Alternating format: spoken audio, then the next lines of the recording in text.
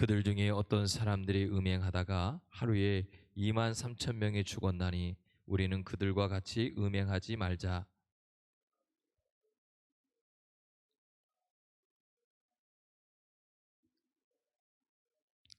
그들 가운데 어떤 사람들이 원망하다가 멸망시키는 자에게 멸망하였나니 너희는 그들과 같이 원망하지 말라.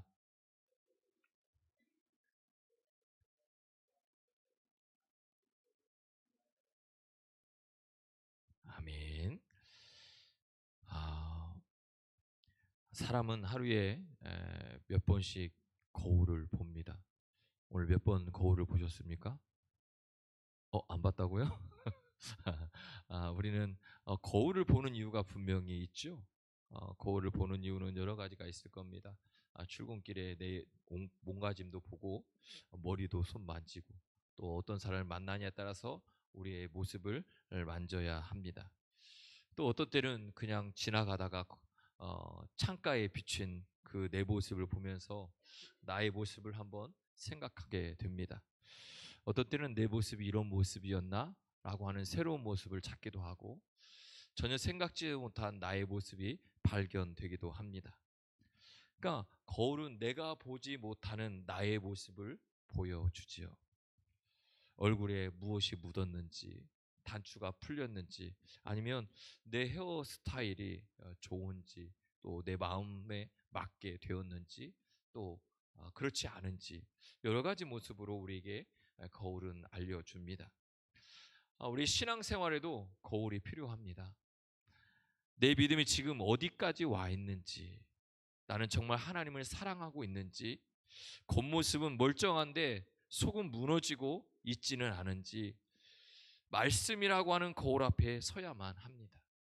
그리고 그 말씀 앞에 나의 믿음과 나의 현재의 상황, 내가 하나님을 얼만큼 사랑하는지 나의 모습, 내 안의 모습을 다 발견해야 합니다. 거울은 우리의 겉모습만 보여주지만 하나님의 말씀은 나의 겉모습뿐만 아니라 나의 속에 있는 삶도, 나의 영도, 나의 혼도, 나의 육도 다 비춰줍니다. 그러므로 우리의 삶 속에 나의 신앙생활에 있어서 말씀이라고 하는 거울을 비치는 건 너무도 중요합니다. 오늘 이 사도 바울은 이스라엘 백성들에게 과거를 영적 거울로 삼으라고 말하고 있습니다. 그 일로 우리는 본보기가 되었다라고 이야기하고 이미 기록된 것은 우리의 경계로 주어진 것이다라고 말하고 있습니다. 그러니까 과거의 실패는 실패가 아니라 그것을 통해 우리가 오늘 이 시대를 살아가면서 넘어지지 않게 붙들 수 있는 하나님의 배려라고 하는 겁니다. 그러니까 오늘 전하에게 주신 하나님의 말씀을 자꾸 읽고 묵상하면서 그 말씀이 나에게 거울이 되어야 하나님께서 나의 삶 속에 넘어지고 무너지고 쓰러지고 좌절하고 실패하는 모습 속에 그런 모습이 아니라 그 안에서 나를 붙들어주고 계시고 나를 이끌고 계시고 나와 동행하시는 그 하나님의 배려하심을 발견할 수 있어야 된다는 겁니다. 이스라엘은 구름과 바다로 인도함을 받고 하늘 양식을 먹고 생수의 반석을 맛보기도 했지만 영적인 실패로 그들은 광야에서 꺾이고 말았습니다. 하나님의 그 인도하심이 있었음에도 불구하고 하나님이 먹이심에도 불구하고 그들이 물이 없을 때 생수를 줬음에도 불구하고 그들은 광야에서 꺾이고 말았습니다. 약속의 땅인 가나안 땅에 들어가지 못했다는 겁니다. 왜 그랬을까요? 오늘 저나 여러분에게 똑같이 질문을 던지고 있는 겁니다. 우리가 하나님의 은혜를 경험하고도 우리의 신앙을 자꾸 점검하지 않으면, 점검하는 삶을 멈추면 우리도 어느 한순간에 무너지고 넘어질 수 있다는 겁니다. 그러므로 오늘 저나 여러분은 우리의 신앙의 점검이 필요한데 이 신앙의 점검을 어디에 할 거냐는 겁니다. 바로 말씀입니다. 말씀을 통해 우리의 신앙을 점검해야 한다는 겁니다. 그러니까 창세기부터 계시록까지 일어나는 모든 일들이 나의 삶의 모든 일부를 점검할 수 있는 체크 포인트라고 말씀하고 있는 겁니다. 바울은 말하죠. 그런즉 선줄로 생각하는 자는 넘어질까 조심하라. 오늘 우리는 말씀 앞에, 이 말씀이라고 하는 거울 앞에 우리가 서 보려고 자꾸 노력해야 합니다. 성령께서 우리의 믿음의 단체를 채워주시고 흐트러진 영적 자세를 바로 세워주실 겁니다. 그러기 위해서 우리가 무엇을 해야 될까? 오늘 고린도전서 6장 10장 6절에서 11절은 첫 번째로 이렇게 말씀합니다. 우상 숭배를 멀리해라. 하나님보다 더 사랑하는 것이 있다면 그것이 우상이다 라고 말씀합니다. 이스라엘의 가장 큰 실패는 하나님보다 보이는 것을 더 의지했다는 겁니다. 오늘 저나 여러분 어떻습니까? 보이지 않는 하나님 아니면 보이는 세상의 것들, 무엇을 더 의지하고 살아가고 있습니까? 우리는 보이는 것에 붙잡혀서 보이지 않는 하나님, 그 하나님을 놓아버리지는 않습니까? 출애굽 그 당시에 하나님께서 그들에게 수많은 기적들을 보여주셨지만 조금만 기다리면 되는데 그들의 기다림은 길어지면 길어질수록, 아니 조금만 더 기다려도 되는데 그들의 눈높이로 하나님이 말씀하지 않으니까 그들에게 위기가 와요. 위기가 오니까 어떻게 했죠? 보이는 거 해달라는 거예요. 보이는 거. 보이지 않는 하나님이 아니라 보이는 거 해달라는 거예요. 자 보세요. 이스라엘 백성이 출애굽하는 모든 과정을 보면 그들이 늘 뭐였냐면 보이는 것만 원했어요. 그래서 보이는 것이 있을 때는 그들이 하나님을 찬양하고 보이는 것이 사라지면 또 하나님을 원망하고. 그러니까 모세가 계속 이끌고 가니까 모세가 보이니까 하나님을 원망하지 않아요. 그런데 어느 순간 모세가 지금 시내산에 올라간 거 아니에요. 올라가니까 모세가 안 내려가는 거잖아요. 그러니까 이스라엘 백성이 보이는 게 없어진 거예요. 믿을 게 없어지는 거예요. 그들의 믿음은 어디에 있는 거예요? 보여지는 게 있는 거예요. 오늘 저나 여러분이 보여지는 거에 믿음을 갖고 있다고 한다면 우리는 진짜 하나님을 믿고 있냐는 거죠. 오늘 저나 여러분 하나님 보이시나요? 만져지시나요? 아니잖아요. 그런데 하나님 믿고 있잖아요.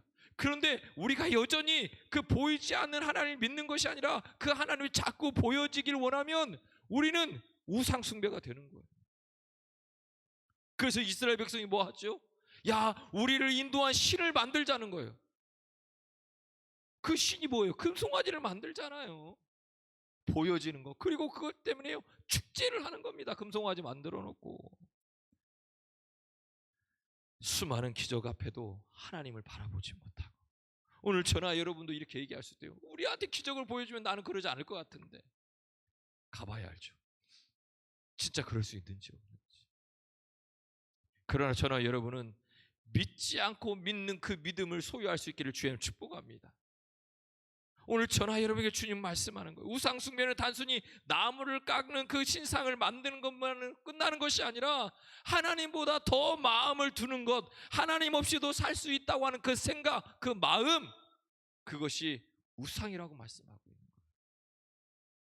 오늘 우리의 우상은 무엇입니까? 수도 없이 다양합니다. 돈, 성공, 커리어, 사람들의 인정, 자존심, 스마트폰, 심지어 종교 활동을 하고 있는 많은 사람들.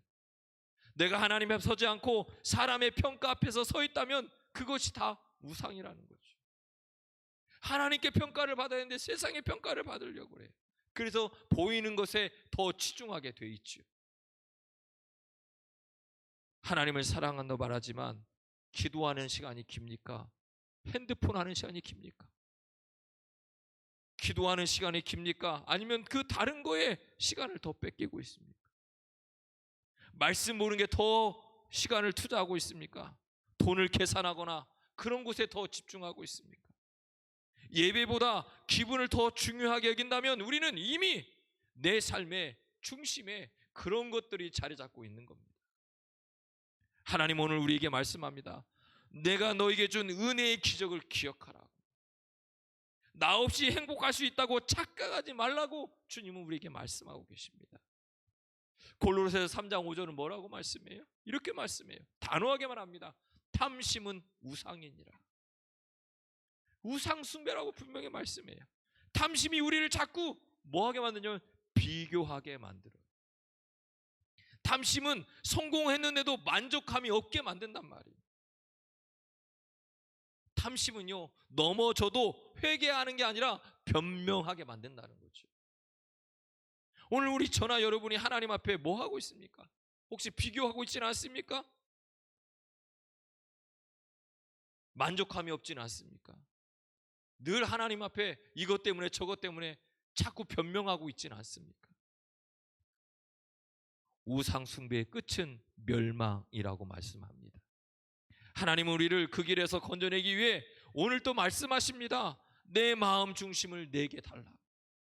우리의 마음 중심을 하나님께 달라고 말씀합니다. 하나님은 가장 사랑받기를 원하시는 분입니다. 오늘 저나 여러분의 사랑이 주님께 있기를 주님 축복합니다. 하나님 그 사랑 달라는 겁니다. 그리고 그 사랑 가운데 우리를 가장 아름답게 빚어가시는 분이 하나님이십니다. 오늘 우리의 마음속 우상을 주님 앞에 꺼내놓고 결단하는 시간이 필요합니다. 보이는 것을 내려놓고 보이지 않는 하나님을 다시 붙드는 저나 여러분이 되기를 주의 이름으로 축복합니다. 두 번째는 이렇게 말씀합니다. 창조적 소수가 되라는 겁니다. 본문 8절은 이스라엘의 죄 중 하나를 다수가 빠진 음행과 타락으로 지적하고 있습니다. 다수라고 이야기합니다. 이스라엘 전부가 악한 길로 갔습니다. 다수가 선택한 길이었습니다.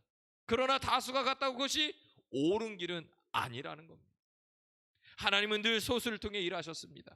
노아 한 사람을 통해 세상을 새롭게 하시고, 아브라함 한 사람을 통해 민족을 세우셨고, 다윗 한 사람을 통해 믿음의 나라를 지켜 나가셨습니다. 약속의 땅에 들어간 사람은 수십만 명 중 여호수아와 갈렙 단 두 사람이었습니다. 왜일까요? 그들은 하나님의 기준으로 늘 선택했고 하나님의 방법으로 나아갔고 하나님이 원하시는 뜻대로 행했기 때문입니다. 오늘 저나 여러분은 다수가 될 것입니까? 아니면 하나님이 원하시는 소수가 될 것입니까? 신앙은 항상 성경의 소수였습니다. 왜냐하면 좁은 길이었고 그 진리의 길은 타협이 없기 때문입니다. 그래서 항상 성경에 보면 소수를 통해서 하나님이 일하신 걸 보고 그 소수는 늘 하나님이 그들에게 일할 수밖에 없었던 이유를 분명히 말씀합니다. 그들은 말씀대로 하나님 뜻대로 하나님의 기준대로 하나님의 방법대로 살아갔고 나왔습니다. 그렇기에 그들을 통해서 일하시는 겁니다. 오늘 이 시대에 이 나라 이 민족이 힘들고 어렵고 이 나라 전 세계가 힘들고 어렵다 할지라도 하나님은 오늘 저나 여러분을 통해 일하시기를 원하고 있습니다. 오늘 저나 여러분이 하나님의 방법대로 하나님의 기준대로 하나님 말씀대로 선택하고 그대로 나가고 그 옳은 길을 선택하고 나가면, 타협하지 않고 나가면 하나님은 우리를 통해 일해 주실 줄로 믿습니다. 그 중심에 저나 여러분이 있기를 주의 이름 축복합니다. 오늘 이 시대에 교회들이 이런 위기에 겪었습니다. 모두가 다 그렇게 하니까요. 괜찮지 않나요? 요즘 방식이 그렇잖아요. 그러니까 괜찮지 않나요? 시대가 변했는데 왜 굳이 그렇게 해야 되나요? 맞습니다. 시대는 변합니다. 그러나 하나님의 말씀은 변하지 않습니다. 변하지 않는 것, 그게 진리이고 그것은 타협할 수 없는 겁니다. 타협하지 않았기에 지금까지 올 수 있었던 거고 타협하지 않기에 앞으로도 갈 수 있는 겁니다. 그것이 하나님의 말씀입니다. 다수가 신앙생활을 편하게 만들 때, 말씀을 가볍게 만들 때, 진리를 상대화할 때 하나님은 묻습니다. 너는 어디에 서 있냐고, 너는 내 편에 서 있느냐고 우리에게 묻고 계십니다. 창조적 소수란 세상에 휩쓸리지 않는 사람입니다. 공동체를 살릴 수 있는 한 사람, 그 사람이 바로 하나님의 기준과 방법대로 하나님 말씀대로 타협하지 않고 나아가는 사람입니다. 어떤 공동체이든 그 한 사람 때문에 그 공동체가 살아나는 겁니다. 그 한 사람이 기도하기 때문에 살아나는 겁니다. 그 한 사람이 견디기 때문에 살아나는 겁니다. 그 한 사람이 말씀을 붙들고 있기 때문에 살아나는 겁니다. 오늘 저나 여러분 그 한 사람이 되기를 주의 이름으로 축복합니다. 오늘 저나 여러분 때문에 우리가 있는 곳이 살아나고 우리의 가정이 살아나고 우리의 공동체가 살아날 수 있는 놀라운 기적의 주인공 되기를 주의 이름으로 축복합니다. 오늘 하나님은 내가 찾는 그 한 사람이 되라고 말씀합니다. 숫자가 아니라 영향력입니다. 대세가 아니라 진리라고 말씀합니다. 평안이 아니라 순종을 택하라고 말씀합니다. 정답이 소수일 수 있습니다. 그러나 그 소수는 하나님 편입니다. 세 번째로 말씀합니다. 원망하지 말고 감사를 선택하라는 겁니다. 이스라엘 광야는 기적과 은혜의 장소였지만 입술로는 늘 그들이 원망과 불평이 가득했습니다. 물이 없다, 고기가 없다, 애굽이 더 좋았다. 하나님 앞에서 한 일이라고는 딱 하나입니다. 불평과 불만과 중얼거림. 그 이야기를 다 하나님이 들으셨습니다. 민수기 14장 28절에 보니까 이렇게 말씀합니다. 내 귀에 들린 대로 내가 너희에게 행하리라. 사랑하는 성도 여러분, 우리가 말하는 그대로 하나님께서 행한다는 겁니다. 그러면 어떤 말을 해야 됩니까? 살리는 말, 좋은 말, 축복의 말, 이 말을 자꾸 해야 된다는 겁니다. 오늘 저나 여러분이 그 말을 하면 그 축복이, 그 은혜가 우리에게 돌아온다는 겁니다. 원망은 과거의 상처를 증폭시킵니다. 원망은 현재의 은혜를 보지 못하게 합니다. 원망은 미래의 소망이 사라지게 하는 겁니다. 원망은 마음의 문을 사탄에게 열어주는 열쇠와도 같습니다. 그러나 감사는 하나님의 은혜의 마음의 창을 열어줍니다. 감사는 상황을 바꾸지 않아도 사람을 바꾸어 줍니다. 감사하는 사람은 문제가 있어도 기적을 기대합니다.